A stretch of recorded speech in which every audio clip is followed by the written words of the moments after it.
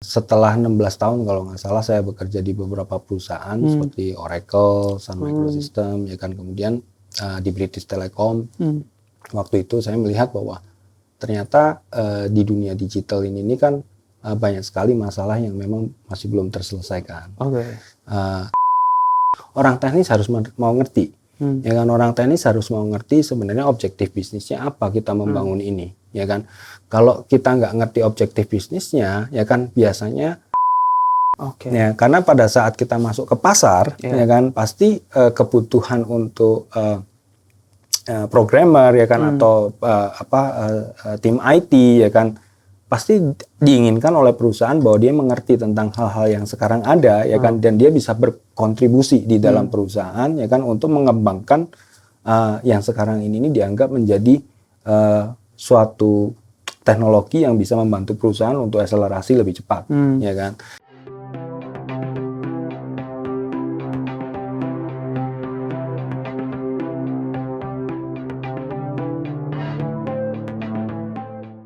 Halo Glips, kembali lagi di Tech.Convo, podcast seputar teknologi informasi dan transformasi digital masa kini. Bersama saya Gary yang siap menemani dan membawa kalian semua ke dunia penuh inovasi dan revolusi digital.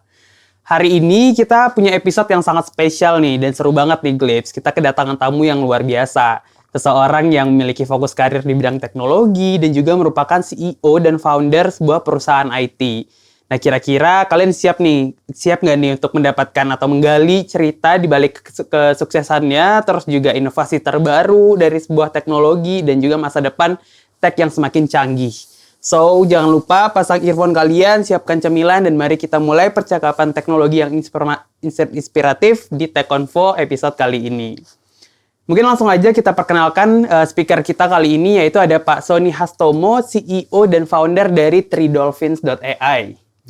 Ya, selamat datang Pak Sony. Jadi mungkin Pak Sony aja ya. Iya, Sony aja nggak apa-apa. Pak Sony, oke. Mungkin Glips sudah sangat penasaran nih sebenarnya Pak Sony ini siapa, terus juga gimana sih caranya bisa menjadi CEO dan founder sebuah perusahaan IT atau konsisten gitu mengejar karir di bidang teknologi gitu. Karena kita tahu bahwa bidang teknologi ini kan cukup cepat perkembangannya gitu. Gimana bisa catch up di bidang ini? Mungkin langsung boleh Pak Sony untuk sharing dari awalnya mungkin nih proses pendidikan mungkin ya Pak ya. Gimana ketertarikan atau nge-build ketertarikan Pak Sony di bidang tech itu awalnya gimana? Oh. Dari awal ya? Iya, boleh di-sharing. Dari sekolah? Boleh di-sharing. Berarti panjang dong. Mungkin kisah-kisah menariknya aja gitu, jumping stone-nya gitu. Saya mungkin mulai tertarik di dunia teknologi sejak SMP. Ya. Mungkin SMP. Kalian masih waktu itu mungkin belum lahir kali ya. Jadi tahun berapa ya? Tahun 90-an 3 ya. 93. Ya. Oke. Nah, terus kemudian waktu SMA saya memang kebetulan dibeliin komputer sama papa saya. Jadi itu sekitar tahun 95 ya. 95. Nah, dari situ saya banyak explore tentang komputer, ya kan. Terus kemudian ikut kursus sana sini, ya kan. Tapi memang sejak dari SMA memang saya udah tertarik dengan teknologi. Nah, kemudian saya kuliah ambil major yang sama, ya kan, tentang IT, Information Technology, ya kan, dan kebetulan waktu itu saya memang menyukai programming. Nah, dari perjalanan karir saya memang saya di dunia IT mungkin sudah sekitar 23 tahun. 23 tahun dan separuh dari karir saya memang di teknis. Ya, jadi mungkin sekitar 10 tahun lebih ya kan saya di dunia programming. Kemudian kebetulan ada beberapa teman yang memang mengajak kita ke area yang lain, which is di dunia sales. Ya, jadi kemudian saya sendiri ya melihat bahwa saya kembangin IT di dunia IT yang memang sifatnya teknis dan saya tetap maintain ya kan walaupun saya ada di dunia sales. Ya. Nah, setelah 16 tahun kalau nggak salah saya bekerja di beberapa perusahaan seperti Oracle, Sun Microsystem, ya kan, kemudian di British Telecom. Waktu itu saya melihat bahwa ternyata di dunia digital ini kan banyak sekali masalah yang memang masih belum terselesaikan. Terutama masalah-masalah bisnis, karena memang ketertarikan saya bukan buat aplikasi game, ya kan. Ketertarikan saya memang lebih di bisnis, ya kan. Jadi saya melihat bahwa ini ada suatu peluang, ya kan, dengan masalah-masalah yang ada, dan kemudian saya punya beberapa teman, ya kan, terus kemudian kita ya oke, let's build something, ya kan, dan akhirnya ya keluarlah Three Dolphins itu. Keluarlah Three Dolphins. Nah, dan Three Dolphins sendiri saya rasa udah ambil waktu saya sekitar 9 tahun ya. Jadi dari 23 tahun saya bekerja di dunia IT, 9 tahunnya di Three Dolphins. Di Three Dolphins. Ya. Untuk nge-build Three Dolphins itu dalam waktu 9 tahun ya. Tapi mungkin sebelum kita masuk ke Three Dolphins nih, Pak Sony, boleh nggak sih sharing sedikit tentang perjalanan karirnya sebelum di Three Dolphins gitu? Mungkin ada 1 atau 2 perusahaan yang menurut Pak Sony di sini tuh benar-benar ngedevelop skill, mungkin dari skill IT-nya juga skill manajemennya gitu di dalam bekerja gitu. Oke. Satu hal ya yang tergantung skill apa yang mau kita bangun ya. Yeah. Jadi kalau kita ingin punya hard skill di programming atau programming lah ya biasanya gitu kan, atau mungkin di networking, di network ya kan, atau di server atau apa sebagainya. Saya rasa sih skill itu akan lebih banyak bisa diambil kalau kita bekerja di perusahaan-perusahaan yang memang relatively relatively masih baru. Oh, ya. Karena kalau perusahaan sudah mature, ya kan, kalau perusahaan sudah mature nggak terlalu banyak yang di-develop, ya kan. Tapi kalau perusahaan itu masih baru, ya kan, artinya kan di situ masih banyak sekali yang harus di-develop. Benar. Kekurangannya satu, ya kan. Mungkin kekurangannya kita nggak punya senior, ya kan, yang ngajarin kita, ya kan, begitu satu persatu, ya kan, untuk membangun suatu aplikasi atau apapun, ya kan. Makanya dari skill hard skill yang kita bangun, ya kan, sebenarnya kalau menurut saya ada skill yang lebih besar dari itu yang harus kita bangun duluan, ya kan. Kenapa kok konsisten selama 23 tahun, ya kan? Karena ada satu hal yang saya selalu suka, which is kalau ada teknologi baru, ya kan, kalau ada sesuatu yang baru pasti pengen coba. Ya kan? Jadi ada keinginan untuk belajar.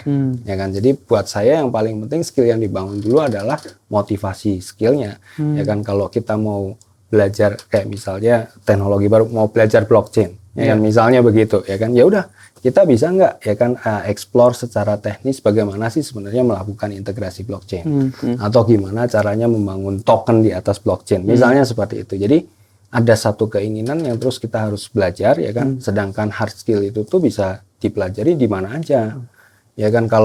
Kalau kita bicara mengenai programming, ya kan, bukan kayak seperti saya dulu ya, di era belum sangat computerized gitu kan, internet pun masih lambat, ya kan, dan sebagainya. Zaman dulu untuk dapetin suatu knowledge itu susah, aksesnya ya kan? masih terbatas, ya kan, dan lama, ya kan, dan sebagainya. Tapi kalau zaman sekarang, kalau menurut saya sih akses terhadap informasi itu tuh sudah sangat tidak terbatas, ya kan, dan konten yang sekarang kamu buat pun kan juga suatu pengetahuan baru, ya kan. Jadi pengetahuan itu nggak ada batasnya di dunia maya, di dunia internet sekarang. Tergantung keinginan kita untuk belajar sebesar apa, ya kan, dan keinginan kita untuk spend waktu kita untuk melakukan itu, ya kan. Kalau biasanya kita harus fokus dulu ya, fokus mau apa dulu gitu kan ya. Fokus itu harus dalam. Tapi bukan setelah dalam terus kita nggak meluas, kita harus meluas. Jadi setelah dalam satu, ya kan, baru kita meluas gitu kan. Dan setiap keluasan yang kita ambil itu juga harus makin dalam, gitu kan. Sehingga skill kita juga akan tumbuh, ya kan. Masalah senior atau masalah tadi ada yang ngajarin atau enggak gitu kan. Kalau saya lebih suka hands on, ya. Jadi gini, saya belajar bukan dari sebisa mungkin belajar bukan dari pertama ya dari knowledge ya, dari yang kita consume dari YouTube misalnya dan sebagainya. Yang kedua itu tuh belajar by experience. Karena kalau menurut saya kalau kita nyemplung di banyak project misalnya gitu kan, itu experience kita itu tuh jadi guru kita, ya kan, bukan yang lain, dan biasanya akan jauh lebih matang, ya kan, ketimbang kita teori. Gitu kan, maksudnya berdasarkan teori A, teori B, ya kan, dan terus kemudian kita ngikutin teori enggak. Saya lebih suka belajar itu metodenya begitu. Ya mungkin setiap orang beda-beda, ya kan? Tiap orang beda-beda, caranya masing-masing, nggak ada yang benar, nggak ada yang salah. Cuma kebiasaan saya, ya kan, selama 23 tahun ini ya, kalau belajar selalu coba untuk hands on, ya kan, build satu project, ya kan, buat saya coba untuk jalanin itu project. Ya kan, dari situ saya punya banyak experience yang mungkin akan relate juga dengan experience sebelumnya, sehingga kita bisa buat itu jauh lebih bagus. Ya, jadi perusahaan-perusahaan yang saya punya beberapa mentor terus terang, ya kan. Tapi mentor saya waktu misalnya di Sun Microsystem, ya, ada salah satu mentor yang bukan mengajari saya dari sisi programming, bukan, karena dia orang teknis dulunya, tapi programmingnya sudah nggak ada gitu kan. Cuma yang saya lihat dari mentor itu adalah bagaimana dia itu menerapkan cara pikirnya dia di dalam perusahaan. Nah, biasanya itu yang saya anggap mentor, ya kan. Jadi ada satu orang, ya kan, saya nggak sebut nama orangnya, ya kan, tapi orang itu tuh ngajarin saya untuk berpikir secara logis berdasarkan bisnis, ya kan, bukan hanya, kan kebanyakan kalau kita bicara orang teknis kan bicaranya prosedur, teknis ya, gitu kan, ya, istilahnya bikin ini, bikin itu, gitu kan, tapi kadang meleset sama bisnisnya, gitu kan. Jadi saya backgroundnya dari orang teknis, ya kan, tapi saya nggak ngerti, ya kan, bahwa ternyata itu hubungannya sangat lebih besar di sisi bisnis dibandingin dengan dari sisi teknisnya. Jadi orang teknis harus mau ngerti, ya kan, orang teknis harus mau ngerti sebenarnya objektif bisnisnya apa kita membangun ini, ya kan. Kalau kita nggak ngerti objektif bisnisnya, ya kan, biasanya kita akan kehilangan semangat sendiri karena kita nggak tahu why-nya kan sebenarnya kan pada saat kita membangun sesuatu. Nah, orang ini salah satu mentor yang menurut saya baik, ya kan. Terus dalam perjalanan karir saya punya satu bos, namanya CEO-nya dulu di British Telecom dan di Sun Microsystem juga. Kalau ini saya mungkin sebut namanya Pak Wibisono. Pak Wibi ini tipikal pemimpin yang mengayomi, ya kan. Jadi istilahnya dia itu orangnya yang baik sama orang lain, sama tim-timnya dia, ya kan. Dan dia kelihatannya memang tulus terhadap apa yang dia lakukan, gitu kan. Sehingga dulu waktu bekerja di situ, ya saya melihat dia sebagai mentor yang bisa memimpin perusahaan dengan baik. Jadi kadang gaya seperti itu, ya kan, saya juga pakai, ya kan, saya tiru, ya kan, dalam pekerjaan saya, terutama pada saat memimpin perusahaan, gitu kan. Nah, tapi dari sisi teknis, ya kan, saya juga lebih banyak otodidak, ya kan. Terus kemudian baru itu dipakai untuk mempelajari yang lain lebih dalam, gitu.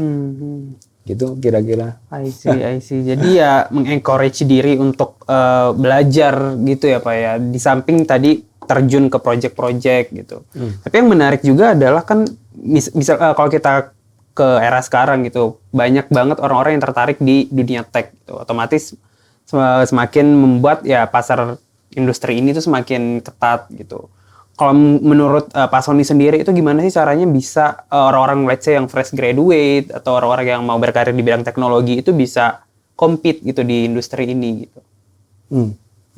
Karena ya tadi kayak untuk join ke project, untuk bisa punya pengalaman experience di project IT itu kan pasti ada skill set tertentu yang harus dimiliki gitu. Dan di samping juga nih ada banyak orang ini yang bersaing untuk bisa masuk ke project itu gitu. Ini rada sulit pertanyaannya. Jadi mungkin jawabannya juga rada sulit gitu. Jadi kalau saya ngelihat tuh setiap project atau setiap perusahaan ya pasti membutuhkan skill-skill tertentu. Nah, pertama yang mesti dilakukan oleh fresh grad itu adalah coba juga melihat dari apa yang sekarang ini terjadi di dunia ini, ya trennya. Ya kan? Kalau saya ngelihat tuh tren, karena di mana-mana yang namanya perusahaan IT, ya kan, itu pasti juga akan ikutin tren itu. Jadi fresh grad juga harus punya wawasan, ya kan, terhadap tren yang sekarang lagi berkembang, ya kan. Kalau memang teknologi payment misalnya dengan menggunakan blockchain, ya mungkin itu jadi tren yang sekarang lagi berjalan. Kalau sekarang kita bicara mengenai dunia IT, ya kan, AI itu sekarang jadi hype, ya kan. Jadi itu hal-hal yang perlu dipelajarin oleh fresh grade, ya kan. Kalau bisa sebelum dia lulus, ya kan. Artinya sebelum dia lulus dia sudah mempelajari hal-hal tersebut. Mungkin lebih baik dia membangun skill-skill yang kecil, ya kan. Tapi dari tren yang memang sekarang lagi berjalan.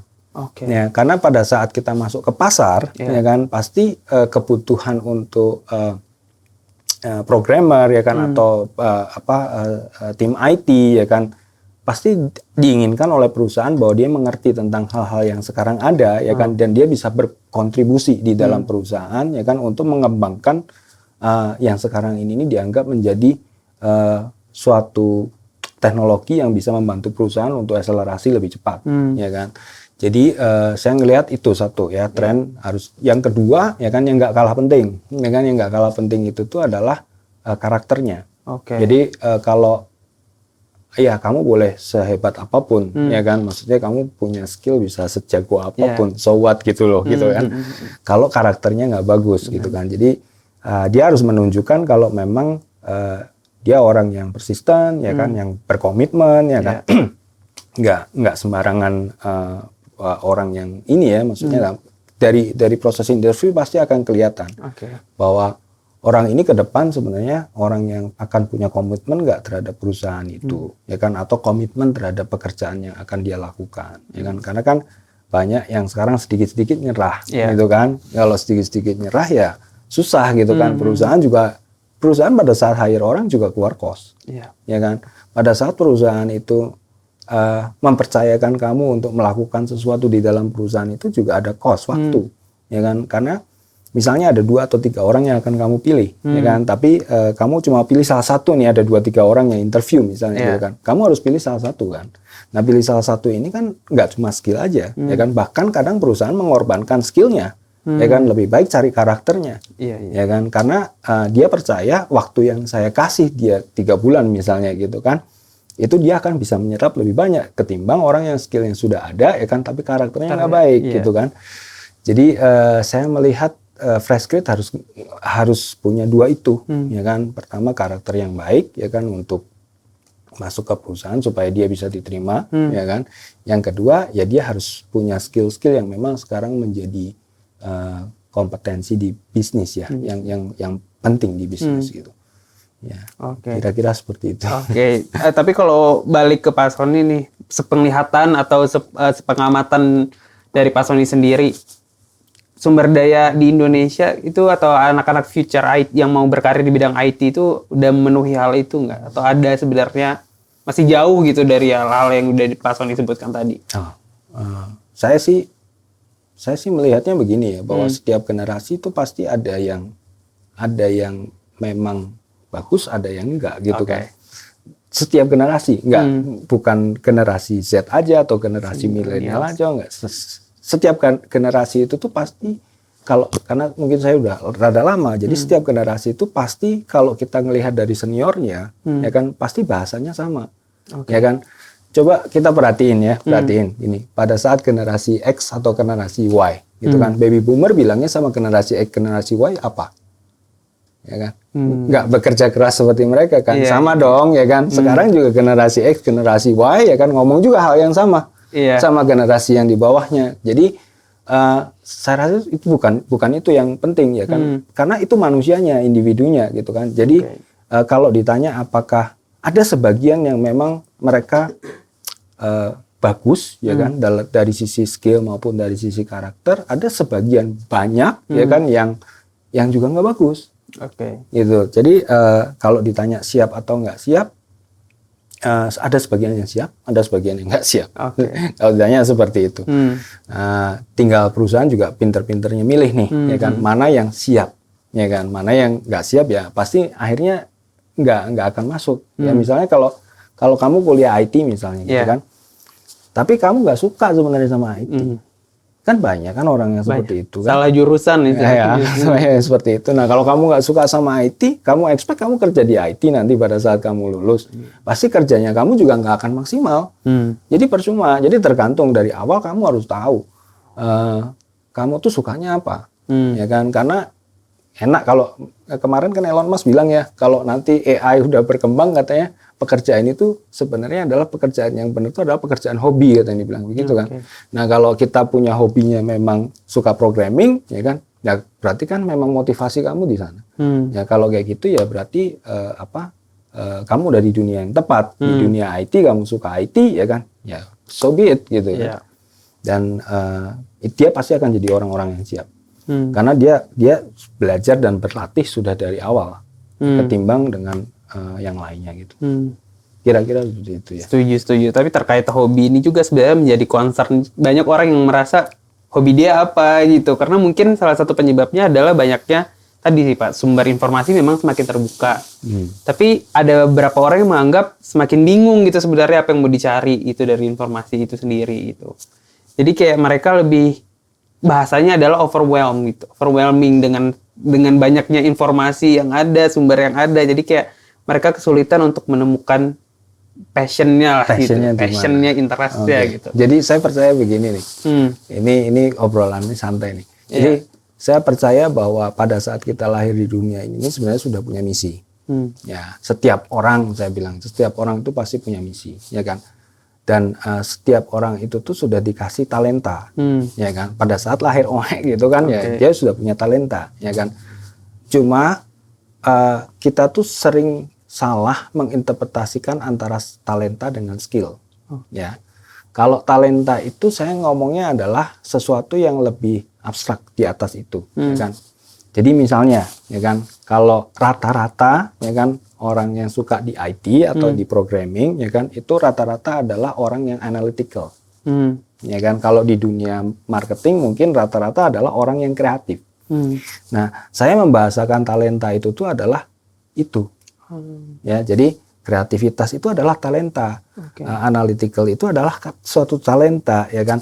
Problem solving itu tuh adalah kemampuan dari talenta. Masalah bidangnya apa yang diimplementasikan. Nah, setiap bidang itu tuh pasti punya kecenderungan atau punya beban yang beda-beda di setiap skill yang ada. Ya. Jadi kalau kita nggak tahu kita mau kerja di mana, ya kan analisa dulu talenta kita tuh apa sebenarnya yang paling kuat. Yang paling kuat, ya kan. Kalau kita tahu bahwa analisa oh saya itu analytical thinkingnya bagus. Ya kan. Ya sudah, bekerjalah di dunia teknis, ya kan. Kalau saya creativity-nya bagus, gitu kan. Nah misalnya dia suka gambar lah, ya kan, dan sebagainya. Yang creativity itu kan bisa aja sesuatu yang nggak ada, ya kan, yang gambarnya mungkin dia awalnya nyontoh-nyontoh aja, gitu kan, terus kemudian dia bisa punya creativity buat gambar yang totally different, misalnya, gitu kan. Berarti kan dia punya creativity. Nah, creativity di dunia seni, ya kan, di dunia marketing, ya kan. Di dunia business development, ya kan, itu juga butuh creativity yang besar. Ya, jadi kalau menurut saya lihat masing-masing individu, ya kan, masing-masing dari kalian, ya kan, kalian itu kuatnya di mana, secara talenta ya. Nah, baru pilih bidangnya. Bidangnya itu tuh menuntut apa, menuntut talenta yang seperti apa. Kalau kamu memang analytical thinking jago gitu kan, bisa aja juga diimplementasikan sebagai dokter kan, ya kan. Dia butuh analytical yang besar, ya kan, untuk kamu tuh bisa kasih obat yang benar, gitu kan. Jadi lihat talentanya, baru lihat bidangnya. Jangan dibalik, ya kan. Kita dapat informasi bidangnya, tapi kita nggak tahu kita tuh apa gitu loh istilahnya. Jadi itu penting. Ya, istilah Gen-Z-nya adalah mengenal diri sendiri dulu gitu ya, mencari jati diri gitu. Sebelum terjun ya tadi mau fokusnya di mana gitu. Setuju menarik. Tapi terkait juga misalnya kita balik lagi ke bidang teknologi gitu, industri tech tadi. Kan ini teknologi semakin berkembang, semakin tahun ada aja inovasi, terus update teknologi terbaru gitu. Berkaitan juga dengan yang Pak Sony bilang tadi terkait fokus. Nah, kira-kira tuh seorang yang ingin berkarir di bidang teknologi, entah dia mau menjadi programmer, software engineer dan sebagainya, itu apakah mereka tuh harus belajar semua tech atau sebenarnya ya udah fokus ke satu bidang kayak blockchain, generative AI mungkin AI, terus cloud computing gitu, atau sebenarnya mereka harus untuk dapat berkompetisi menguasai semuanya gitu. Kalau menurut saya coba fokus satu dulu deh. Ya, fokus satu hal dulu, ya kan. Baru kalau memang kamu merasa bahwa udah jenuh, ya kan. Baru coba untuk lihat di area yang sama ya. Misalnya bidang IT ya, karena IT itu variannya banyak banget gitu kan ya istilahnya. Kemudian baru coba move ke area IT yang lain gitu kan. Sehingga wawasan kamu juga makin luas gitu kan. Pada dasarnya tuh orang kalau mau skillnya bagus di satu area tuh berdasarkan teori nih ya, tapi ya berdasarkan teori itu membutuhkan waktu sekitar 2 tahun. Oke. Ya, jadi misalnya kita belajar programming gitu kan, ya 2 tahun itu tuh harusnya skill kamu udah bagus, harusnya ya. Terus kemudian kamu bisa move ke bidang yang berikutnya, area yang lain gitu kan, sehingga wawasan kamu juga bisa luas gitu kan. Karena untuk menciptakan sesuatu yang baru tuh biasanya kamu harus connecting the dot kan, dan connecting the dot itu tuh kan biasanya dari experience yang sudah kamu lewati semua. Nah, jadi fokus di satu dulu ya kan, baru move ke yang lainnya gitu. Oke, jadi fokus di satu hal dulu, terus kalau memang ya tadi sudah dijelaskan bahwa secara saintifik gitu ya Pak ya, membutuhkan 2 tahun untuk bisa menjadi spesialis di hal itu gitu, barulah bisa eksplor di bidang lain gitu. Tapi nih Pak, yang jadi pertanyaan selanjutnya adalah terkait juga tantangan gitu ketika orang yang mau berkarir atau belajar tentang IT gitu. Selama 23 tahun Pak Sony berkarir di bidang IT atau mungkin belajar tentang informasi teknologi. Itu apa sih menurut Pak Sony tantangannya mungkin kalau kita hubungkan dengan era sekarang gitu, tantangan untuk belajar IT atau berkarir di bidang industri IT itu sendiri? Oke. Pertama, kalau informasi gampang ya, dalam artian kita bisa dapat dari mana aja ya, dan di internet juga banyak lah ya, di YouTube juga banyak. Biasanya sesuatu yang sifatnya tren baru, ya kan, bariernya untuk orang bisa belajar, ya kan, pada saat mau hands on, ya kan, itu adalah costnya mahal. Ya, jadi misalnya, oh ya, saya mesti spend sekian dolar, ya kan, untuk bisa akses GPT-4o. Makanya mungkin ada beberapa provider yang memang kasih freemium, ya kan, dalam artian kita bisa akses dulu, ya kan, untuk kredit tertentu, ya kan, untuk belajar dari situ. Selalu manfaatkan itu, ya, karena biasanya challenge-nya adalah cost, ya kan. Jadi biaya untuk belajar sesuatu supaya kita benar-benar punya experience di situ biasanya butuh cost yang cukup besar, gitu kan. Ya, itu challenge yang pertama. Yang challenge yang kedua ya memang pada saat kita pertama kali belajar pasti struggle kan ya, dalam artian kita belum tahu gimana caranya menghubungkan antara satu dengan yang lainnya gitu kan. Kita mesti banyak baca ya, dalam artian kita mesti banyak explore sana sini gitu kan, dan nggak boleh berhenti gitu kan. Dalam artian begitu kita berhenti ya basically ya yang kita pelajarin tadi sia-sia. Knowledge kalau nggak jadi sesuatu yang factual menurut saya sia-sia gitu kan. Punya knowledge tapi nggak menjadi apa-apa ya, sama aja punya benih tapi nggak jadi tumbuhan kan, istilahnya begitu, dan buahnya nggak pernah bisa kita makan. Jadi itu yang saya lihat ya kalau challenge ya, dari pertama. Makanya pada saat kamu masuk ke perusahaan ya explore lah semua capability atau fasilitas yang disediakan perusahaan ya, untuk itu gitu. Jadi kalau udah masuk ke perusahaan terus kemudian dikasih project ini jangan ngeluh, gitu kan. Kebanyakan kalian mau belajar gitu kan, tapi begitu dikasih project A, tambahin project B gitu kan, mulai ngeluh dah katanya bilang gitu ya. Itu biasanya kan kayak gitu. Itu yang terjadi seperti itu. Ya. Jadi, kebanyakan ya Pak. Kebanyakan begitu. Seperti itu. Ya, gitu. Kebanyakan begitu, overwhelming ya kan, akhirnya padahal mungkin banyak yang salah persepsi. Jadi mereka pikir mereka diperbudak atau apalah, biasanya bahasanya anak-anak kan begitu. Tapi menurut saya kalian mungkin salah persepsi.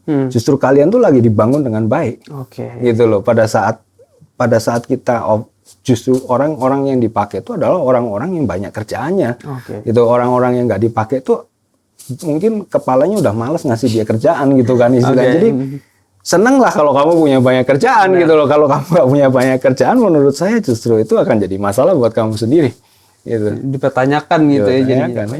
Berarti anggapan yang mengatakan bahwa ya pekerja IT atau programmer itu overwork, terus juga nggak punya kehidupan, ngoding terus. Sebenarnya ya itu di satu sisi adalah benefit buat dia gitu ya, karena dia di samping dia bisa mengencourage diri untuk belajar, juga ya ada orang yang percaya gitu untuk ngasih dia kerjaan gitu ya. Tadi bilang sendiri kan kalau teknologi di IT itu cepet banget. Ya artinya kalau kita belajarnya nggak cepet, ya kan susah kan. Artinya kan orang mungkin spend waktu 8 jam sehari kerja gitu kan, kita mungkin butuh waktu 12 jam karena ada sesuatu yang selalu baru. Kalau kita nggak mau invest kita punya waktu di situ, ya kan, ya jangan di dunia IT. Nah, kalau kamu punya pasangan misalnya orang IT, ya kan, atau siapa, ya resikonya itu, gitu kan. Kalau kamu punya pasangan orang IT, ya resikonya ya jarang ketemu misalnya, gitu kan, di awal-awal ya, gitu kan, jarang ketemu karena dia harus selesaiin sesuatu, ya kan, yang memang menuntut fokus, ya kan. Karena kan orang IT rata-rata kalau programming atau solving suatu masalah kan harus fokus ya. Benar. Jadi kadang dia butuh waktu yang cukup lama ya kan untuk solve sesuatu gitu kan. Ya jadi di dunia IT seperti itu ya. Oke, jadi ya butuh pemahaman yang cukup tinggi lah ya untuk orang-orang di luar sana yang mungkin in relations dengan programmer mungkin ya Pak ya. Sensitivitasnya ditingkatkan sedikit gitu. Dia sedang bekerja gitu ya. Bukan main-main ya. Bukan main-main gitu. Dia kan mikirnya di komputer mulu nih gitu. Apalagi orang-orang, let's say orang tua gitu yang belum paham dengan teknologi. Kita kerjanya misalnya di komputer, main komputer terus itu kerjanya. Padahal ya tadi ada kerjaan yang ngoding atau apa yang harus di-solve gitu ya Pak ya. Begitu. Jadi mungkin tadi Pak Sony udah sharing banyak terkait dengan ya skill tentang bagaimana memanage diri untuk bisa survive di tech industry gitu. Kalau misalnya kita minta nih Pak Sony satu value yang dipegang untuk seorang yang bisa agar bisa survive di dunia tech industry yang cepat ini, apa itu sebenarnya yang harus di maintain terus itu? Value atau skill itu satu aja. Value atau skill. Kalau saya ulang-ulang lagi nih tadi kan, which is value yang saya lihat kalau kita mau survive di dunia IT, ya passion untuk belajar. Passion untuk belajar. Jadi artinya belajar itu nggak selesai sampai kita lulus kuliah, ya kan? Justru ternyata pada saat kita lulus kuliah dan kita mulai kerja, disitulah saatnya pertama kali kamu belajar yang sesungguhnya. Bukan pada saat kuliah. Pada saat kamu implementasi pekerjaan, ya kan, kamu akan belajar banyak banget. Gitu. Jadi continuous learning itu value yang paling penting menurut saya, ya kan, di dunia IT. Dengan moving teknologi ini selalu cepat ya. Jadi ya keinginan untuk belajar, inisiatif diri gitu untuk terus belajar itu penting banget untuk dibangun nih Pak. Nah, udah berbicara tentang background Pak Sony, sekarang kita lanjut ke proses untuk menciptakan atau mendirikan sebuah perusahaan IT nih, Pak Sony. Gimana tuh ceritanya bisa mendirikan atau berpikir untuk menciptakan sebuah perusahaan IT? Journey-nya gimana itu, Pak Sony? Sejak zaman kuliah ya, dulu memang saya tuh sering ngerjain project.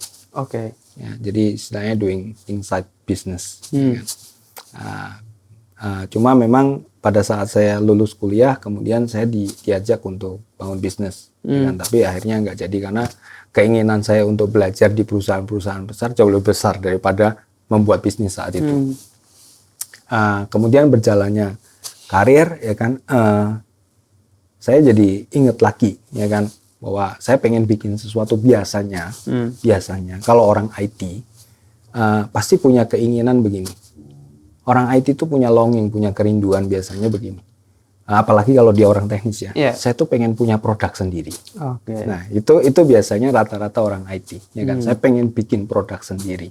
Karena menurut mereka, ya kan, atau menurut kita gitu kan, itu ada suatu kebanggaan sendiri. Ya kan, kalau kita bisa menciptakan sesuatu, ya kan, yang bisa dipakai oleh banyak orang. Ya kan, atau bisa digunakan oleh orang lain, atau bisa bantu orang lain. Masing-masing mungkin punya keinginan yang berbeda-beda. Tapi rata-rata orang IT seperti itu. Nah, kemudian tahun 95 kalau nggak salah, ya kan. Tapi kita kadang suka tanya, apa tuh? Produk apa yang kita pengen buat, gitu kan. Jadi apa sih yang sebenarnya kita pengen bangun, gitu kan, dari situ. Nah, saya tuh ingat waktu tahun 95, ya kan, saya pernah interaksi dengan chatbot pertama kali.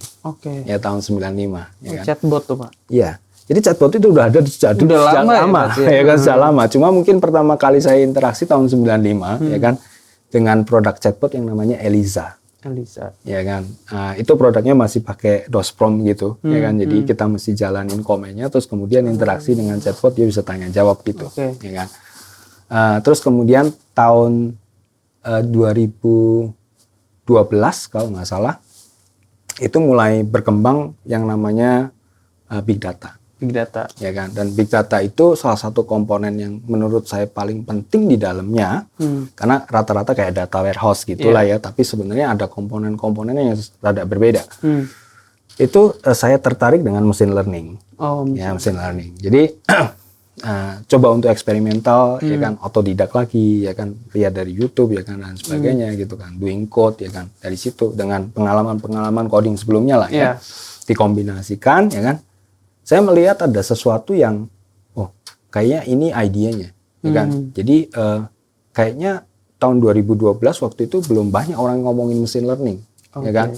Terus kemudian skillnya mahal, ya kan. Waktu itu banyak orang yang cari data scientist lah, ya kan. Kemudian rata-rata data scientist itu tuh orang PhD, ya kan. Jadi yang dibayarnya masih mahal-mahal, gitu kan. Nah terus saya ngeliat, tapi untuk membangun suatu produk dengan menggunakan machine learning itu tuh sebenarnya butuh waktu yang cukup lama, ya kan. Terus kemudian butuh expertise yang sangat mahal, gitu kan. Jadi saya melihat bahwa itu ada suatu peluang. Kalau kita bisa membungkus ini dalam bentuk sesuatu produk yang bisa dikonsum sama bisnis, ya kan, dan dia bisa langsung pakai, saya rasa value-nya akan bisa ke-deliver lebih cepat. Nah, di tahun 2013, ya kan, saya baru punya keinginan untuk membangun sesuatu sendiri, ya kan. Dari sebelum-sebelumnya mungkin sudah ada tandanya gitu kan, tapi saya jadi punya keinginan untuk membangun produk sendiri di situ. Bisa nggak ya kira-kira kalau saya bisa bantu bisnis, ya kan, dengan membangun produk tertentu gitu kan. Dan kebetulan saya melihat bahwa ini adalah peluang yang sebenarnya skillnya masih jarang, ya kan, dan kita bisa bangun ini, gitu kan. Nah tahun 2015 saya ngelihat saya ngobrol sama beberapa teman. Banyak teman yang saya ajak ngobrol waktu itu karena 16 tahun saya bekerja di perusahaan kan ya. Itu sudah comfort zone, ya kan. Itu susah sekali kan. Maksudnya 16 tahun bukan beda kalau fresh grade, ya kan. Buka perusahaan gitu kan, belum punya beban. Saya sudah punya istri, sudah punya anak kan ya, jadi punya beban tersendiri gitu. Nah, saya ngobrol sama beberapa teman dan rata-rata teman itu mengencourage, ya kan. Jadi teman-teman ngomong harusnya kamu bisa, ya kan. Dari situ timbul confident, ya kan, ada rasa percaya diri, mungkin ya bisa gitu kan. Tapi selalu doa, ya kan. Jadi selalu tanya sama Tuhan kan. Kalau saya selalu tanya sama Tuhan, ya kan, ini sudah waktunya saya atau belum, ya kan. Karena setiap orang tuh punya season yang beda-beda, ya kan, dalam hidup. Jadi saya tanya dan waktu itu jawabannya belum sih, ya kan. Sampai saya harus tunggu sekitar 2 tahun.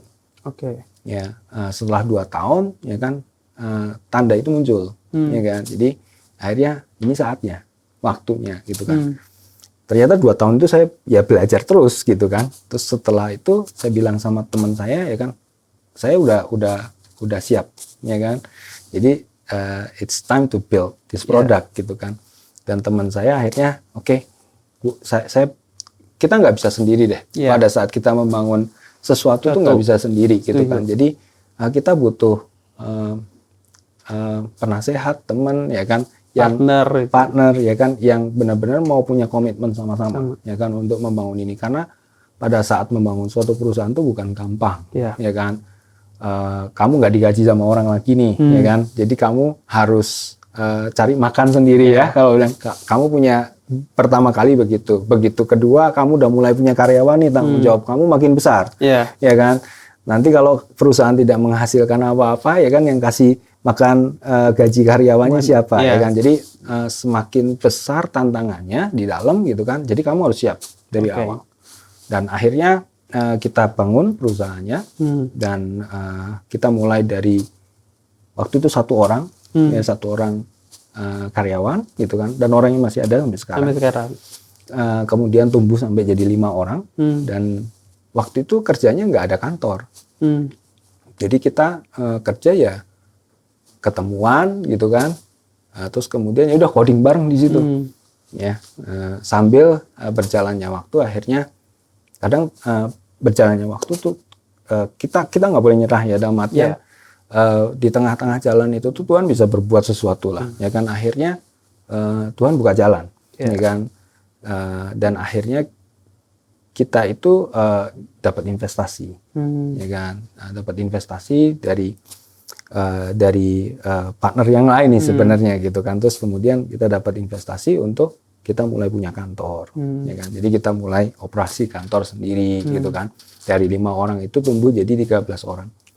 Ya 13 orang terus kemudian tumbuh lagi jadi 30 orang, ya kan. Sekarang mungkin udah sekitar 80-an orang ya. Jadi dari sekian, mulai selalu dari kecil, ya kan, nggak usah terlalu terburu-buru, ya kan. Kalau kita dipercayakan sama uang, ya kan, oleh investor misalnya gitu kan, sekian, ya kan, kamu harus lihat bahwa itu tanggung jawab yang besar, ya kan. Jadi jangan apa istilahnya, kalau saya bilang abuse that investment, ya kan, tapi gunakan dengan baik, ya kan, karena kamu dipercaya sama orang nih, ya kan, untuk mengelola suatu perusahaan, ya kan. Saya nggak bilang bahwa founder itu sesuatu yang hebat, saya nggak ngelihat seperti itu, tapi karena kamu dipercaya, ya kan, kamu kelola dengan baik, ya kan. Masalah itu mau jadi besar atau enggak, ya kan, itu urusan nanti deh, gitu kan, ya. Kita berproses aja gitu kan, dan akhirnya ya thanks God, ya kan, ya 9 tahun ya sekarang kita masih hidup gitu ya, masih hidup, ya kan? Ya itu yang kita alamin sih pada saat kita membangun perusahaan. Jadi lihat peluang dulu dari awal. Kamu siap nggak? Ya kan, pada saat kamu siap, kamu dikasih tanggung jawab, kamu kelola tanggung jawab itu dengan baik. Jadi makanya saya selalu bilang, ya CEO itu bukan CEO, sebenarnya bukan, kita tuh pengelola. Gitu loh. Jadi kita harus memposisikan diri bahwa kita tuh hanya pengelola, ya kan, di dalam perusahaan itu. Jadi ya lakukan dengan yang terbaik lah gitu. Itu perjalanan bikin perusahaan Three Dolphins sih. Menarik. Tapi dari karyawan menjadi CEO pasti ada switching, ya bukan switching karir, tapi juga ada switching skill juga. Pasti bebannya atau kompleksitasnya semakin tinggi gitu. Ya Pak Sony. Nah kalau dari Pak Sony sendiri, tantangan dalam bangun Three Dolphins ini sebagai CEO atau sebagai founder itu tuh apa?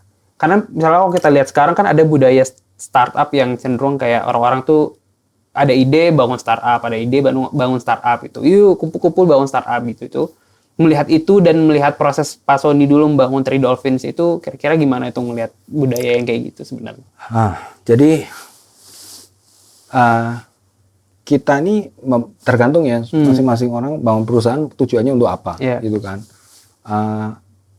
So far sih kita masih berpikir bahwa kita membangun perusahaan untuk long term, ya bukan apa istilahnya, bukan mengandalkan bahwa ini nanti saya mau spin off atau apa, bukan, belum sampai situ lah ya. Kita masih berpikir bahwa kita in the process, ya kan.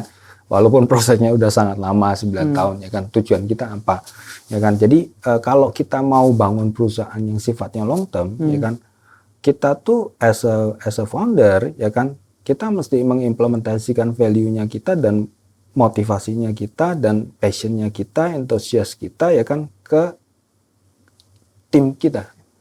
Ya, jadi yang paling susah menurut saya, ya kan, ini internal ya, di luar eksternal. Kalau eksternal kan mungkin jualannya, ya kan, nggak laku atau apa gitu kan, itu tantangan yang lain gitu kan. Tapi internalnya, secara internal kita mesti membangun karakter-karakter yang solid nih di dalam perusahaan itu, ya kan, sehingga kita punya core value kan.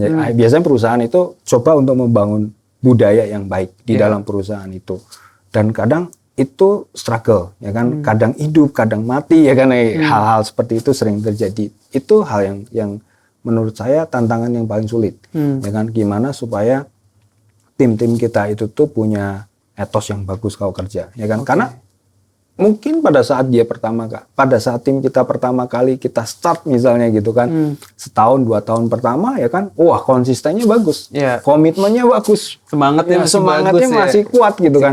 Tapi coba bayangin setelah 5 tahun, coba bayangin itu setelah 6 tahun, setelah 9 tahun, konsistensi itu masih sama enggak, ya kan. Nah itu yang selalu saya coba untuk yang kita, menurut saya, ya kan, yang saya kadang struggle, ya kan, untuk menjaga supaya konsistensi atau budaya itu tuh tetap sama seperti yang pertama kali, gitu kan? Karena yang pertama kali itu antusiasnya masih besar, tapi begitu berjalannya waktu, ya kan, konsistensi itu bisa turun. Nah itu yang menurut saya penting, ya, dan itu jadi tantangan di perusahaan gitu kan, ya. Perusahaan yang makin besar, gitu kan, pasti challenge-nya beda dengan dulu waktu kita cuma 5 orang, gitu kan ya. Kita ketemu terus, intensif ya kan, untuk selalu komunikasi kan. Begitu makin banyak orangnya kan, intensivitas itu kan makin turun kan. Ya jadi itu yang perlu dijaga juga sih sebenarnya. Itu tantangan. Jadi masih tricky-nya adalah ya menemukan tadi ya metode gimana caranya untuk menjaga konsistensi semangat gitu. Terus juga antusias dalam bekerja gitu ya Pak ya. Dan itu nggak bisa artificial ya. Maksudnya dalam artian itu mesti honest ya. Maksudnya dalam artian ada proses yang memang prosesnya itu nggak bisa di mock up, nggak bisa dibuat-buat gitu loh istilahnya kalau saya bilang. Harus benar-benar ya datang dari diri sendiri juga gitu ya Pak ya. Oke, menarik terkait Three Dolphins ini tadi. Tapi kalau misalnya kita ngelihat deh Pak Sony udah lama berkecimpung di bidang tech industri gitu. Kalau dari bisnis di sektor bisnis sekarang itu untuk integrasi teknologi sendiri itu sudah sejauh apa tuh Pak Sony? Maksudnya integrasi teknologi? Maksudnya bisnis-bisnis yang apakah seluruh bisnis sekarang sudah semuanya mengandalkan teknologi atau sebenarnya masih ada bisnis yang mengandalkan konvensional gitu? Oke. Jadi rata-rata sih kalau saya ngelihat dunia digitalisasi kan pasti masuk ya ke dunia bisnis ya. Dan mungkin sasaran pemerintah juga mulai masuk ke UMKM ya kan, supaya mereka juga secara proses jauh lebih efektif dan lebih efisien karena semua orang pasti berkompetisi. Dan teknologi itu tuh menurut saya satu hal yang memiliki tujuan dari teknologi itu salah satu hal itu tuh adalah produktivitas, ya kan. Jadi kalau ditanya apakah bisnis sekarang itu tuh nggak terintegrasi dengan teknologi, rata-rata mungkin sedikit banyak sudah terintegrasi dengan teknologi. Mau dari skala yang kompleks maupun skala yang sederhana, ya kan. Misalnya deh, kita buka online store misalnya gitu kan. Kita pakai teknologi e-commerce, ya kan. Mungkin kita juga harus promote kita punya produk gitu kan, dan kita pakai teknologi sosial media, which is yang di belakangnya juga IT juga. Dan setiap provider yang ada pasti akan coba untuk mengembangkan dan mempermudah, ya kan, penggunanya gitu kan. Baik itu pengguna bisnis maupun pengguna pembeli gitu kan, dari sisi pembeli gitu. Jadi saya melihat itu nggak terelakkan, ya kan. Jadi pasti semakin lama dunia digital itu akan semakin besar adopsinya ke dunia bisnis, ya kan. Dan kebetulan kita rata-rata di enterprise ya, jadi mereka sih sangat sophisticated terhadap teknologi. Ya kan? Mereka maunya yang pertama, mereka maunya menjadi perusahaan yang paling produktif, ya kan, dan sebagainya. Competitiveness-nya mereka sangat besar, gitu kan. Jadi kita ngelihat ya segmen di bisnis rata-rata sih teknologi sudah ada, walaupun bentuknya kecil atau besar ya kan, itu skalanya kecil atau skalanya besar, tapi sudah rata-rata sudah banyak ya. Tergantung kebutuhan juga ya Pak ya. Terus kalau untuk jenis teknologi kan tadi banyak tuh Pak, macam-macam. Apakah setiap industri itu punya mengintegrasikan jenis teknologi tertentu? Apakah bisa semuanya menggunakan kayak istilahnya sekarang lagi booming terkait generative AI gitu. Jadi semua teknologi, semua bisnis, semua proses bisnis itu digantikan dengan robot, AI gitu. Oke. Pertama kita ngelihat teknologi sebagai apa dulu ya. Kalau tadi bicara mengenai generative AI, intinya kan sebenarnya adalah teknologi ini dipakai untuk membantu kita dari sisi literasi atau dari sisi knowledge. Ya. Jadi saya masih melihat bahwa generative AI itu tuh sebenarnya adalah teknologi yang mungkin ya sekarang formnya dalam bentuk chatbot ya. Ya. Teknologi yang dipakai sama manusia untuk meningkatkan produktivitas mereka. Ya. Misalnya ya kan, kalau dulu tim saya juga banyak pakai gitu kan. Kalau dulu kita punya kesulitan dalam hal problem di code, ya misalnya gitu kan, kita sekarang bisa tanya sama Misalnya ChatGPT ya kan, atau Gemini ya kan dari Google gitu kan, untuk dibantu dari sisi code-nya, sehingga proses penyelesaian suatu masalah itu jauh lebih cepat, sehingga menimbulkan produktivitas yang lebih tinggi. Ya kan, produktivitas itu artinya begini loh, waktu yang kita spend untuk doing something ya kan itu lesser, lebih dikit, sehingga kita bisa mengalokasikan waktu kita ya kan ke tempat-tempat yang lain, sehingga satu orang yang biasanya bisa mengerjakan satu tugas bisa ngerjain 3 tugas gitu ya. Jadi saya ngelihat bahwa generative AI punya potensi yang sangat besar di situ, sehingga ini jadi hype ya. Jadi semua perusahaan melihat ini, menilik ini bahwa ini sepertinya bisa dipakai untuk produktivitas karyawannya. Ya, walaupun aim-nya nggak sampai situ, nggak cuma sampai situ, ya kan. Aim-nya adalah gimana caranya beberapa proses yang bisa dilakukan oleh generative AI, ya kan, bisa di-automate dengan generative AI. Makanya sekarang ini kalau kita ngomongin tren generative AI, rata-rata orang udah mulai ngomongin tentang agent, ya kan. Walaupun ada ketakutan agent nanti ngomong sama agent. Agent itu sebenarnya adalah action. Ya, generative AI menghasilkan instruksi, menghasilkan perintah, menghasilkan language, ya kan, bukan language, tapi menghasilkan kata-kata. Nah, kata-kata itu dipakai untuk eksekusi, untuk melakukan action. Dan sebenarnya kan manusia itu tuh evolve dengan sangat cepatnya karena ada teknologi yang namanya bahasa itu, ya kan. Kalau kita nggak punya language, kita kan nggak bisa tukar ideas, ya kan. Eksponensial kita itu tuh secara ilmu pengetahuan karena kita saling sharing idea. Artinya idea itu kan dari experience gitu kan. Karena kita bisa saling sharing idea, akhirnya kalau saya share idea ke kamu, ya kan, kamu share idea ke saya, ya kan, masing-masing punya 2 idea. Benar. Sehingga eksponensialnya jauh lebih tinggi karena bahasa, ya kan. Nah, kalau bayangin kalau teknologi juga sudah mulai mengerti bahasa atau literasi, ya kan. Artinya kalau orang masih bilang machine to business, tapi ada juga machine to machine kan ya. Kalau mereka bisa sharing ideas, ya kan, atau bertukar tentang agent, ya kan, artinya ada sesuatu yang eksponensial. Saya nggak ngerti sampai mana itu nanti, ya kan.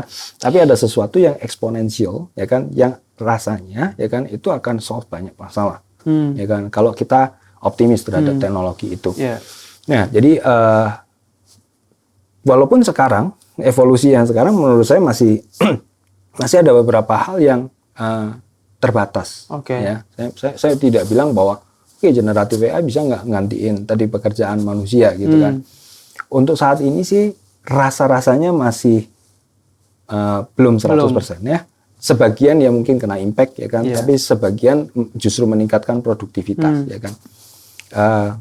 Kita main chatbot udah dari 9 tahun ya. Jadi kita ngerti ya kan bahwa at the end of the day ada suatu keterbatasan ya kan, yang keterbatasan ini akan selalu evolve. Nah, sampai kapan saya nggak tahu, tapi teknologi di IT itu biasanya di satu area ya kan, itu eksponensial atau quantum leap-nya ya kan, itu biasanya terjadi setiap 7 tahun. Ya, jadi chatbot yang dulu ya kan itu 7 tahun yang lalu. 7 tahun yang lalu ya kan. Dan akhirnya setelah kita duduk sekarang mungkin tahun 2022 ya, ada suatu quantum leap yang sehingga membuat dunia chatbot itu jadi sesuatu yang jauh lebih sophisticated lagi, jauh lebih intelligent lagi. Nah, sampai mana batasnya kita masih tunggu ya kan, mentoknya di mana nih yang namanya generative AI ya kan. Tapi nanti 7 tahun lagi akan berkembang lagi. Jadi kalau ditanya berapa lama nih kira-kira ya kan, kalau semuanya jamnya bisa se-eksponensial itu dalam 2 periode lagi ya kan, dalam waktu 14 tahun. Paling dekat ya 7 tahun berikutnya.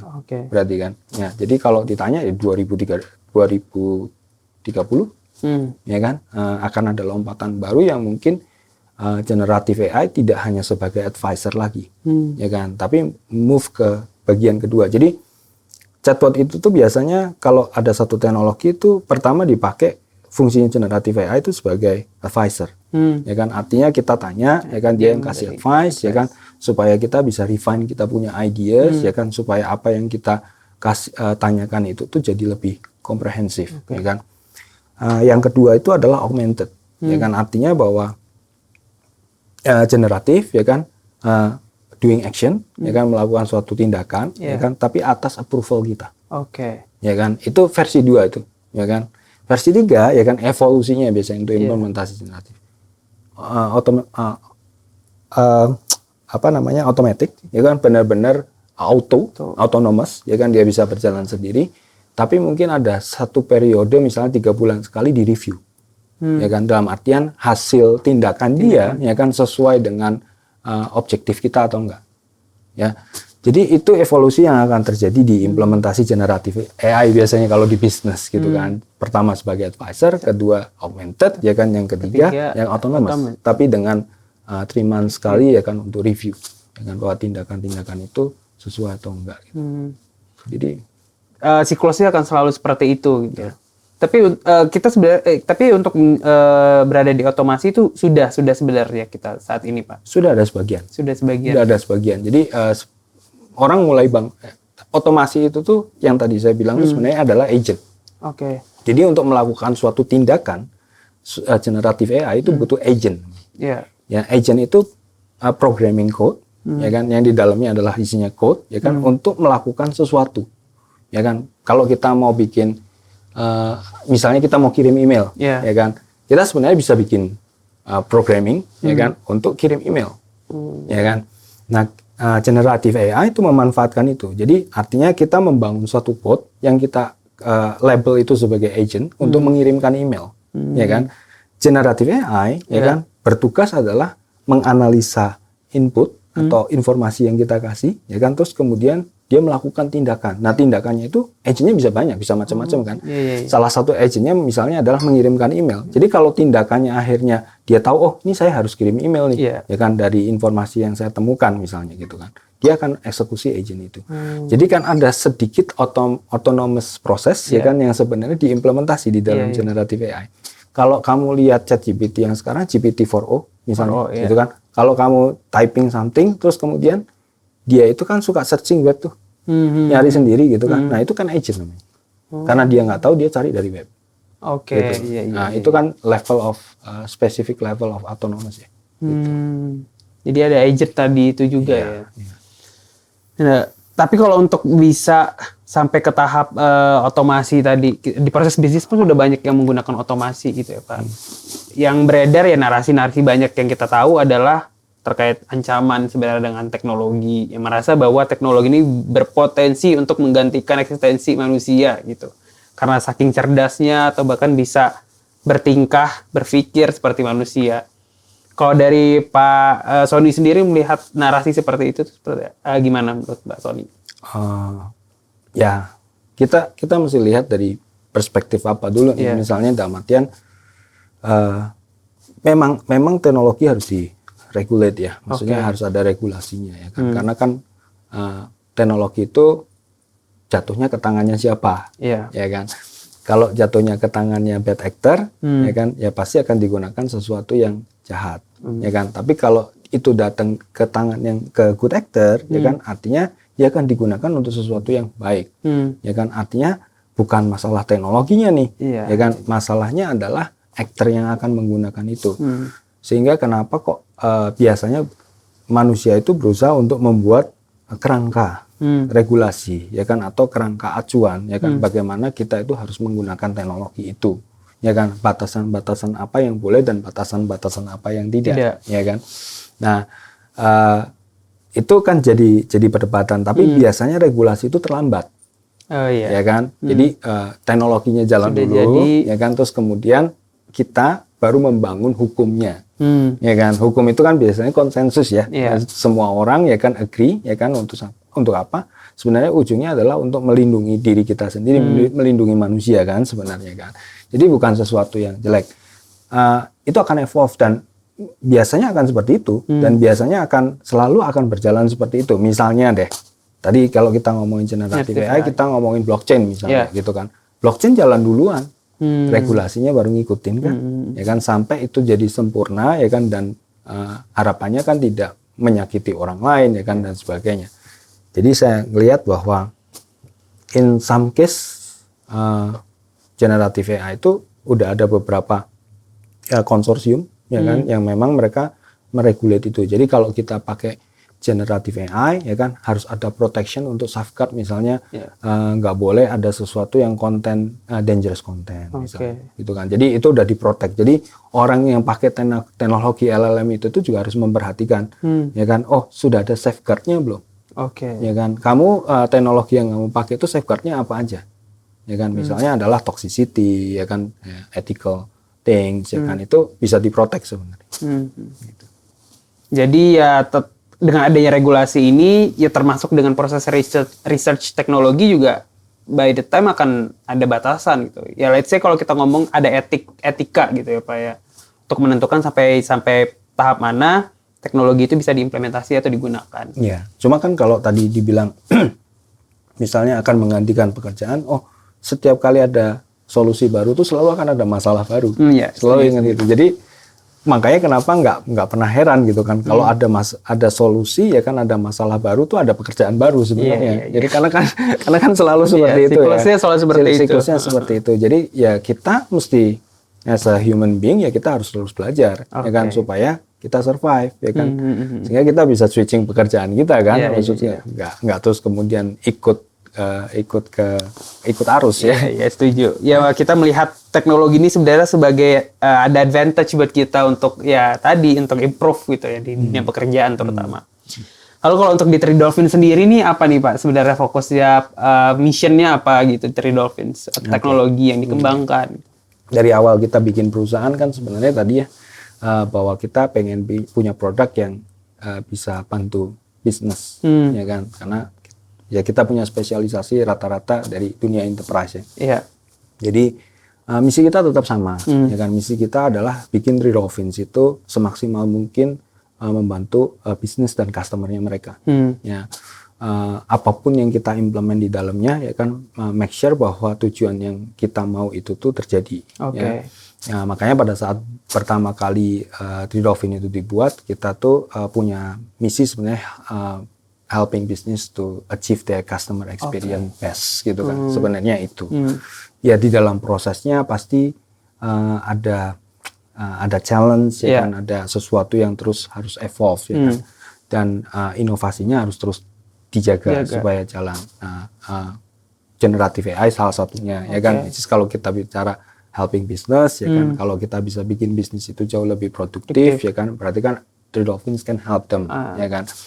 Jadi kalau kita bisa bantuin mereka ya, yang namanya reward yang kita achieve, reward yang kita terima ya semua dari situ, ya kan sebenarnya. Jadi itu yang kita selalu coba lakukan di bisnis, ya kan, untuk Three Dolphins.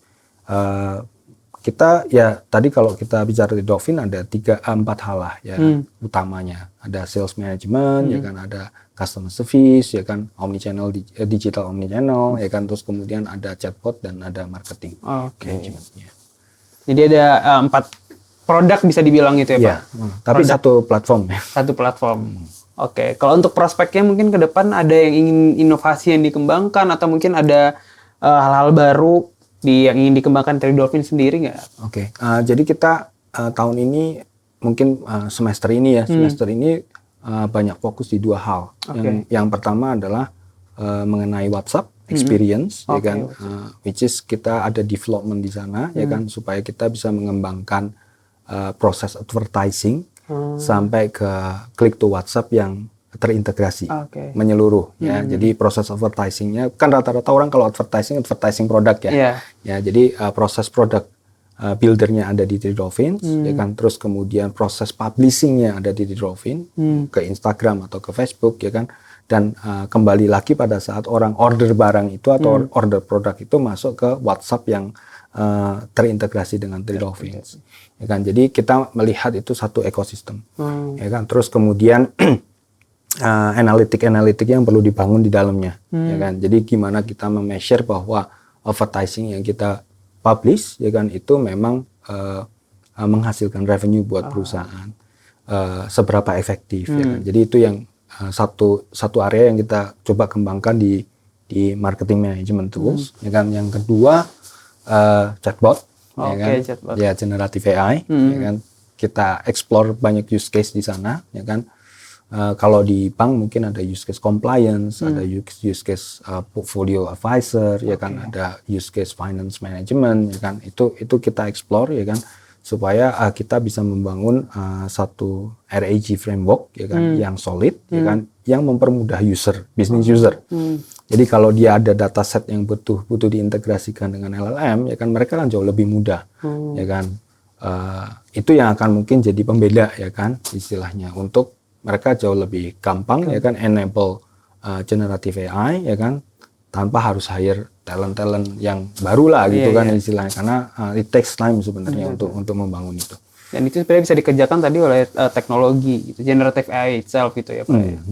Oke sih. Itu kira-kira udah sampai mana itu Pak? Apakah udah diimplementasikan ke project atau lagi proses research atau pengembangan? Sebagian sudah jalan ya. Maksudnya dalam artian sebagian udah terimplementasi, ya kan, terus kemudian sebagian pengembangan. Jadi nggak, biasanya kita kalau bikin pertama satu gitu kan, kita nggak berhenti sampai situ, ya kan. Oke. Cuma kan ada milestone-nya biasanya. Jadi milestone pertama, yang penting kita deliver milestone pertama dulu, habis itu iteratively, ya kan, kita akan tambah beberapa capability di atas itu, ya kan. Yang makin lama akan makin mempermudah bisnis ya istilahnya. Makin produktif, ya mencapai produktivitas itu sendiri gitu ya. Pasti setiap teknologi yang diimplementasikan ada aja masalah, ada aja hal baru yang bisa diimprove gitu ya Pak. Oke, menarik terkait dengan 3Dolphin itu sendiri, terkait dengan karir path atau karir journey Pak Sony, terus gimana Pak Sony ngebangun atau bisa survive di tech industry gitu. Udah banyak banget yang udah di-sharing oleh Pak Sony.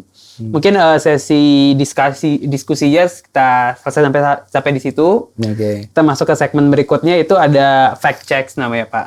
Jadi di segmen ini ada satu isu yang ingin kita tanyakan kepada Pak Sony. Nanti kita minta pendapat atau opini Pak Sony terkait isu tersebut. Sebenarnya ini udah dijelaskan sih tadi sebenarnya terkait job displacement dan regulasi soal AI gitu. Kalau cuman mungkin bisa di-highlight lagi nih Pak terkait regulasi terkait generative AI, sebenarnya itu udah ada belum sih? Karena kan belakangan ini ada omongan konsensus, ada kayak pertemuan mungkin dari orang-orang ahli-ahli di bidang teknologi yang merasa bahwa ini AI ini harus dibikin regulasi. Itu sudah jauh mana itu Pak? Biasanya kita itu kalau di Indonesia ya, rata-rata kita itu wait and see dulu. Di Indonesia tuh rata-rata begitu. Bukan berarti nggak bergerak. Saya percaya banyak ahli-ahli di Indonesia yang mulai bergerak di area itu, ya kan. Tapi biasanya regulasi itu tuh rata-rata dimulai dari negara-negara yang lebih maju. Ya, misalnya Amerika lah ya. Amerika tuh mulai bikin regulasi di area itu. Pertama, kalau kita pakai LLM atau generative AI ini, salah satu masalah yang timbul itu adalah consumption energi, ya kan. Jadi itu juga satu masalah, ya kan, yang harus diregulasi dengan baik, ya kan. Karena untuk menjalankan generative AI itu energi yang dikonsumsi sangat besar. Jadi ada beberapa hal yang saya cermatin, ya kan, berdasarkan informasi yang saya terima, ya kan, mereka mulai meregulasi penggunaan itu, ya kan. Biasanya orang kalau bikin model, ya kan, biasanya suka ada spesifikasinya tuh, ya kan, eco-friendly atau tidak, ya kan, benar.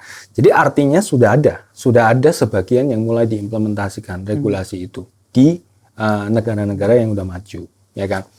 Misalnya, ya kan, mereka filter, ya kan, yang ada di dalam model itu sesuatu yang sifatnya harassment, yang sifatnya rasisme, ya kan, dan sebagainya itu, ya ethical things, ya kan, itu difilter out. Jadi data yang masuk ke dalam model, ya kan, itu nggak boleh sesuatu yang buruk, yang nggak baik, gitu kan. Tujuan orang bikin teknologi itu atau generative AI itu kan tujuannya adalah mereplika manusia yang baik, kan, bukan mereplika manusia yang jelek, kan, bukan yang jahat, gitu kan. Jadi saya rasa itu baik, ya kan, dalam artian karena sebelumnya juga ada beberapa hal yang membuat itu ada harassment dan sebagainya, ya kan. Jadi mereka memasukkan regulasi itu. Di Indonesia saya rasa sih akan mengikuti itu. Jadi artinya bahwa teknologi ini harus punya safeguard apa aja, ya kan. Jadi itu yang akan terjadi menurut saya. Berarti di Indonesia we're going to that way gitu ya Pak, untuk mengembangkan regulasi, mengimplementasikan regulasi terkait generative AI di Indonesia sendiri, gitu ya Pak. Oke. Selanjutnya ini ada segmen quick rapid questions, jadi ini lebih chill, discussion kita udah selesai, gitu, udah ngomongin yang berat-berat, tadi kita santai sedikit, ice breaking ya Pak ya. Jadi ada 5 pertanyaan, 2 pilihan, nanti Pak Sony bisa pilih salah satu dan kasih alasannya secara singkat kenapa. Yang pertama ada OpenAI ChatGPT atau Google Gemini. Udah coba dua-duanya dong, ya, udah explore. Saya masih lebih suka dengan ChatGPT. ChatGPT. Ya, karena mungkin rata-rata yang beberapa kali saya interaksi mungkin karena ChatGPT lebih memberikan jawaban yang jauh lebih komprehensif. Oke. Ya kan, dan memang nggak sempurna juga, ya kan. ChatGPT maupun Gemini nggak sesempurna itu, ya kan. Tapi saya rasa dari beberapa interaksi yang saya lakukan, ChatGPT jauh lebih tepat menjawab pertanyaan saya, ya kan. Dan bisa saya implementasikan, ya kan. Gemini nggak masalah, ya kan. Dalam artian Gemini masih oke, ya kan. Tapi untuk hal-hal knowledge yang up to date, ya kan, biasanya Gemini itu lebih ini, ya, lebih baik. Oh, lebih baik justru. Ya, karena kan dia yang punya Google ya, kan. Iya, lebih update ya. Informasinya lebih update gitu kan. Jadi mostly interaksi saya lebih banyak menggunakan ChatGPT, ya kan. Kalau interaksi menggunakan chat ya. Tapi kalau search engine sih tetap pakai Google. Iya, setuju. Oke, jadi balance lah ya, dua-duanya masih dipakai. Yang kedua, olahraga pagi atau olahraga malam? Nggak pernah olahraga. Tim nggak olahraga nih ya, Pak. Ya, saya sih paling kalau olahraga sih biasanya pagi. Pagi ya. Ya, tapi itu pun jarang-jarang lah ya.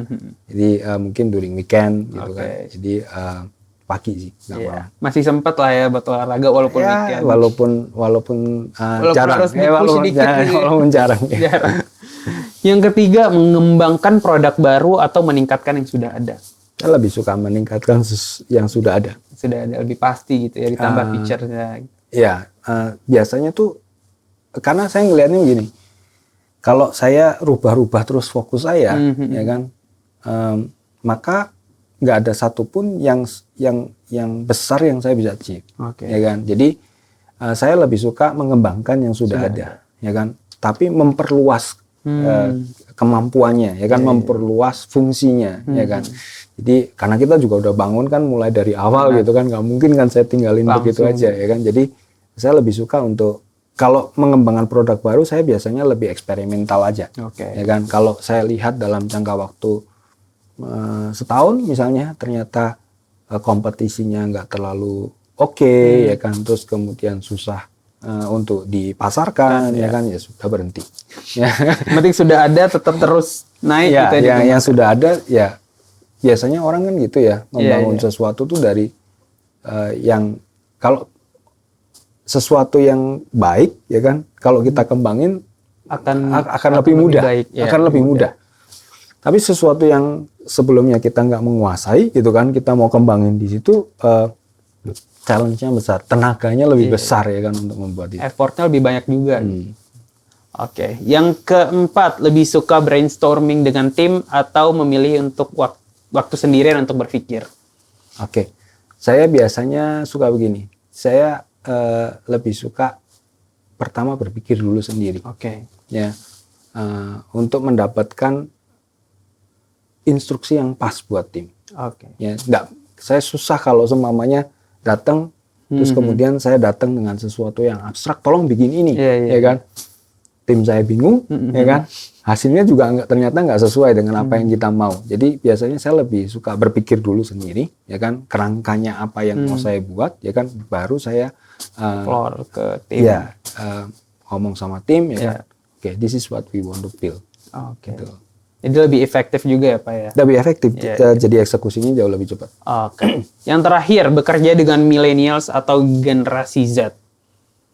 Lebih prefer mana ini? Pak Sony? Milenial tuh dari umur berapa ya sekarang? Milenial tuh 97 ke atas. 97 ke atas ya. Mungkin di tim kami tuh variannya cukup lumayan, tapi rata-rata milenial dan Gen Z sih. Ya, jadi kalau ditanya yang generasi X atau generasi Y, ya kan, itu mungkin hanya 5-10%, ya kan. Jadi either milenial atau Gen Z, ya kan. Memang ininya rada beda, ya kan. Profilnya rada beda, ya kan. Kalau Gen Z mungkin bilang nggak suka ya nggak suka, gitu kan istilahnya. Frontal. Nah, kalau Gen Y, ya kan, Gen Z, ya kan, Gen Y sama Gen X, ya kan, tuh masih pekewoh kalau orang Jawa bilang, gitu kan, masih sungkan-sungkan. Jadi nggak ada masalah, ya kan, bekerja dengan milenial ataupun Gen Z, nggak ada masalah. Masih bisa ya, masih ditoleransi gitu ya Pak. Ya, yang penting mereka sama-sama termotivasi ya. Kalau mereka nggak termotivasi, ya itu yang susah. Salahnya di situ. Berarti kan mau kerja sama generasi Gen X, Gen Y atau milenial, kalau mereka nggak termotivasi ya susah. Sama aja. Gitu. Oke, itu segmen terakhir kita, Pak Sony. Terima kasih kepada Pak Sony udah sharing-sharing tadi, mulai dari terkait journey memilih pendidikan, membangun interest di bidang teknologi, terus di karir, juga sampai membangun Tridolphin gitu, dan Tridolphin itu ngapain aja, dan prospek Tridolphin sendiri di tahun-tahun selanjutnya gitu. Terima kasih udah meluangkan waktu dan insight kepada Glips-Glips semua. Semoga Glips-Glips semua dapat mengambil pelajaran dan bisa mengambil highlight dari apa yang kita bicarakan tadi gitu. Sekali lagi, terima kasih Pak Sony sudah hadir di TechConvo. That's all for today. Dan don't forget to catch to our website di www.indocyber.co.id. Dan juga jangan lupa follow our social media account di indocyber.id. Dan jangan lupa juga untuk subscribe, like, dan put your best comment below. Thank you for watching, and I'll see you in the next episode, Glips. Bye-bye.